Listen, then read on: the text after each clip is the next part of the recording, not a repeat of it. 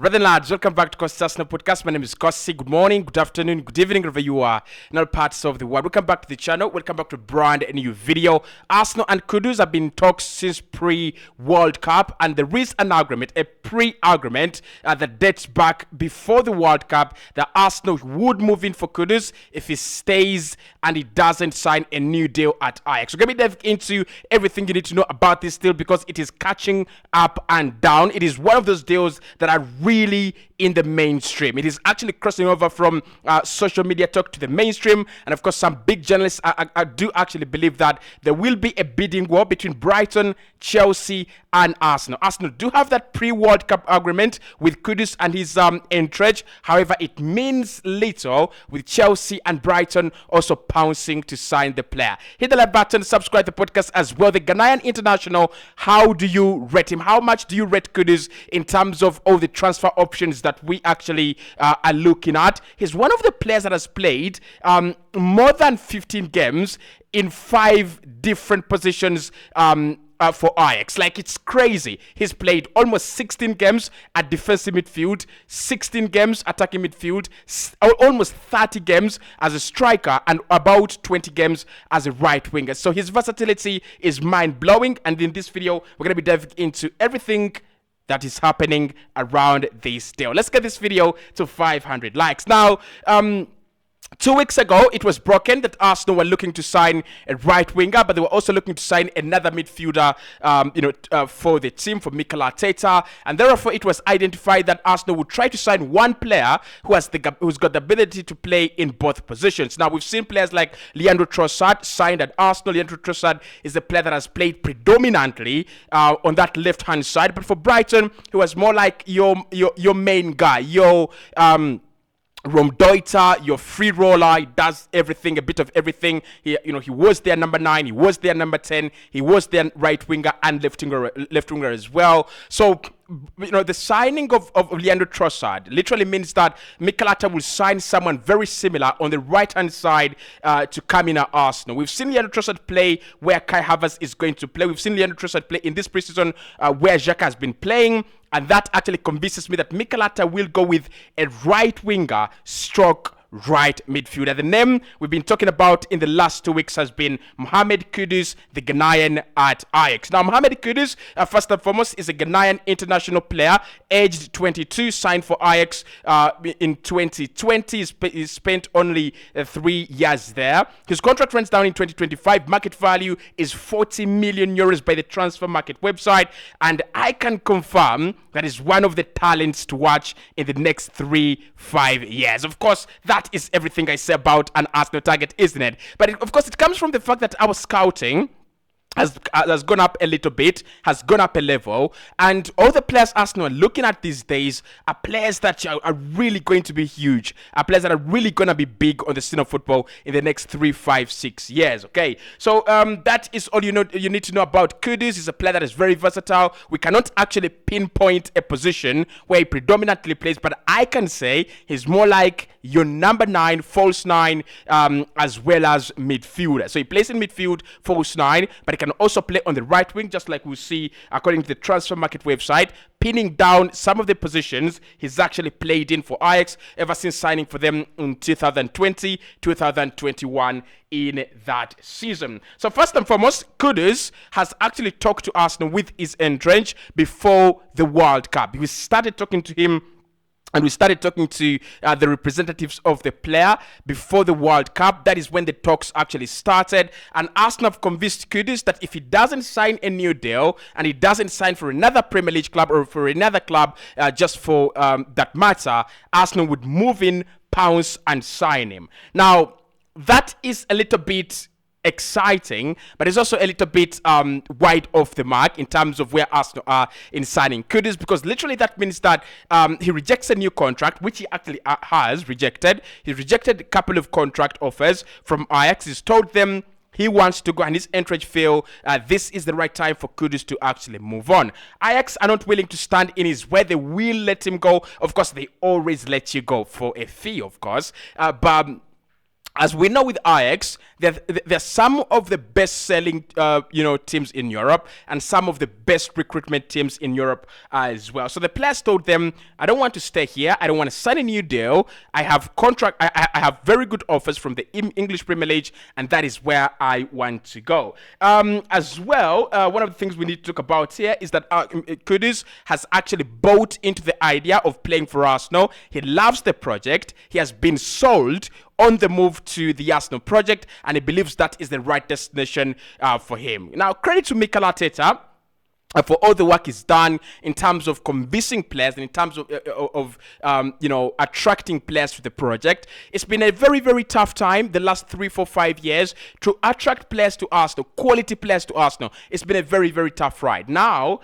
Mikel Arteta's actually convinced one of the best midfielders in the Premier League, but then he's also doing a very good job in terms of these I don't want to say mid-table average players, but those potential signings that are wanted by Barcelona, signings that are wanted by Chelsea, signings that are wanted by all these other big names in the market. Mikel Arteta has done a very good job in terms of convincing those players to come at the Emirates Stadium. So why does Mikel Arteta want Kudus? Before we dive into everything that is happening around the transfer, why does he want Kudus? So after letting Granit Xhaka go, Arsenal, of course, are going to get weaker in midfield with the likes of Albert Sambi-Lokonga expected to leave, the likes of Mohamed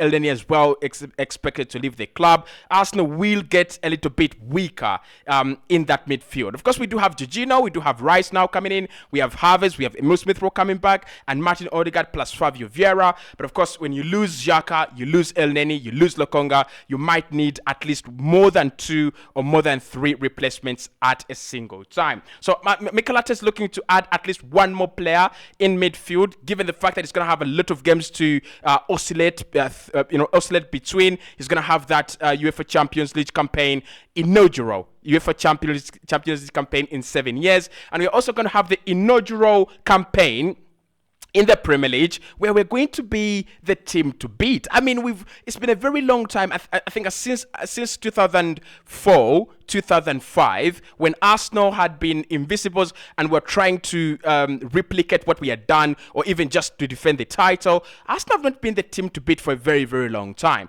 Now, after like 15, 16 years, or 17 years actually, Arsenal will be the team to beat this Premier League season. So you will need squad depth, you will need quality players, and you will need players that are always available and are willing to play for you every single time. So it needs another midfielder, but also Mikel Arteta is willing to spend some money on a right winger stroke right midfielder. Of course, after spending 250 million euros actually on our transfer market so far, I don't expect Mikel Arteta to spend another huge amount of money on 2 players. So it is highly likely that we will get one player who's got the ability of Leandro Trossard. Can play in midfield, but can also drift out wide, and that player could be Mohamed Kudus. Now, one of the things we have to talk about Kudus is his ability in these areas. So you look at his statistics on the transfer market website. He's played 46 times as a central midfielder. He's played 36 times as an attacking midfielder, 39 times as a right winger, and he's played 19 times as a right winger. That is what Mikel Arteta is looking for. That is what the manager at Arsenal is looking for. Players that can actually give him a wide range of options. Now, of course, he does suffer from the fact that, from the problem of not rotating players very well. But why he wants the squad depth, everybody can know. We are competing with Manchester City. They have the deepest squad you can ever imagine, okay? So Kudus, with his ability to play at center forward, right wing, central midfield, attacking midfield, and who says he can't play at left midfield or even left wing as well? No one says that, because we've seen Mikel Arteta inverting some of the best wingers in the Premier League, Saka inverting on the right and Gabriel Martinelli inverting on the left. So if he can play, that is good. If he can play on the right wing, definitely he can play on the left wing as well. So he's a very versatile player, very young in terms of his profile. He's only 22. Arsenal have always been looking to sign players in that age bracket, in that age range, 22, 23, 24, below 26. Just players with experience, players that are young, players that have a bigger resale value, and players that have a very, very high ceiling. So where are we in terms of the transfer? Is it getting done? Are we optimistic? Where exactly are we?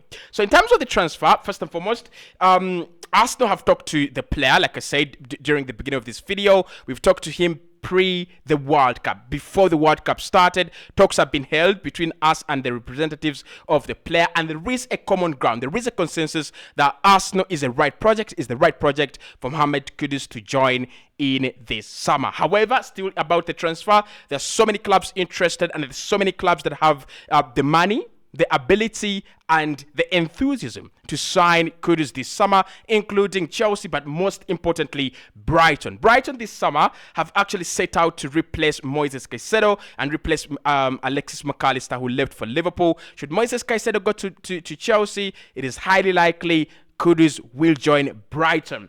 The difference between these three teams here is very simple.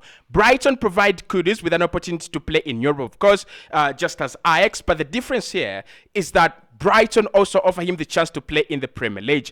I'm hearing and I've read that he would love to play in the Premier League. He would love to make a bigger move. Now, I'm not really sure if Brighton are a bigger club than Ajax. Like, in my understanding, there is no way. But of course, we know the amount of money Premier League clubs have and the amount of pull and the gravitational magnitude they do possess.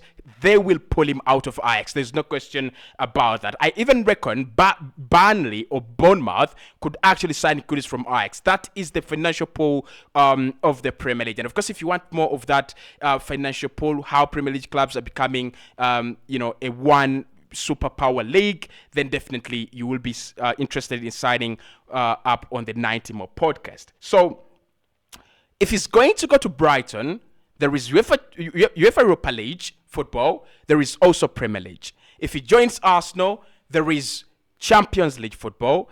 There is no guarantees that he starts, but he will have to fight for his place. So if he's got the mentality to fight for his place against the best of the best, the creme de la creme of the Premier League, then he can come and join us.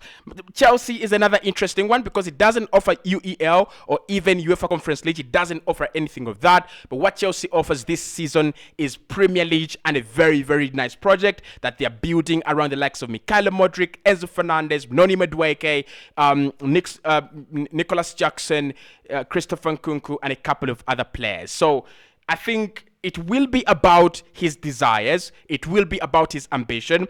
If he really is desperate to play in the UEFA Champions League, then Arsenal is the team to go to. If he's desperate to play for a bigger team, despite the fact that they don't have UCL, I would recommend him to go to Chelsea. And of course, Brighton have always been a very good breeding ground. If you're 22 and you want to improve your game until 25, Brighton is the team to go. And of course, Brighton, even if you're 23, 24, even if you've signed for them 1 year into your contract and you've done well and there is a bigger move on the door, they will sell you.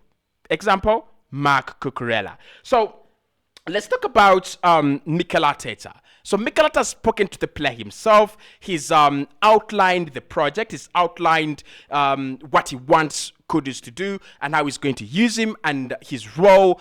And if he's accepted, and that is the reason that he's rejected a new deal at Ajax, then fair play to Mikel Arteta. He's actually done very, very well, okay? But I don't think he's rejected that deal from Ajax only because of Mikel Arteta. I think they have rejected that deal, well knowing that as a side, as representatives of the player, they have 3 or 4 good offers on the table, and they just have to convince Ajax into probably lowering the price down. Now, it's not going to come cheap. It's one of the things I've written here.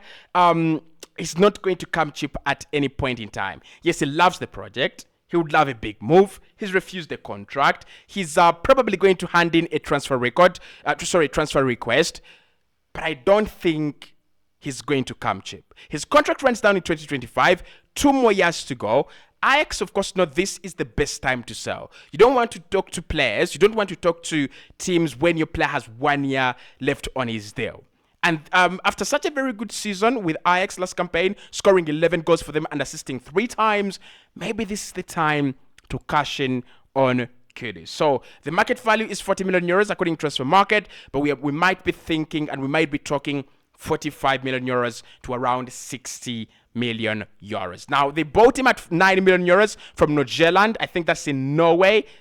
That is a steal. Like, literally, they're going to make 40 million euros more or 50 million euros more on the sale of Mohamed Kudus. And of course, they will get the money because there is some kind of a bidding war. Although the clubs interested in him in this summer might not be interested in a bidding war. You look at Chelsea and the way they pulled out of the Manuel Ugarte deal, they're not willing to go into the length of going into a massive bidding war. Arsenal, of course, we know they have the integrity not to go into useless and senseless bidding wars. And Brighton, the best recruiters in the Premier League, have never entertained a bidding war. So, how do Arsenal sign him? We will need to sell to buy, and that is where the problem is. If Arsenal really need to sell to buy, with Brighton having the money from the sale of Alexis McAllister, of course they have brought in Joao Pedro in the side. They've also brought in a new goalkeeper, according to my understanding, and they've also signed Mohamed Daoud, but they still have some 10-20 million euros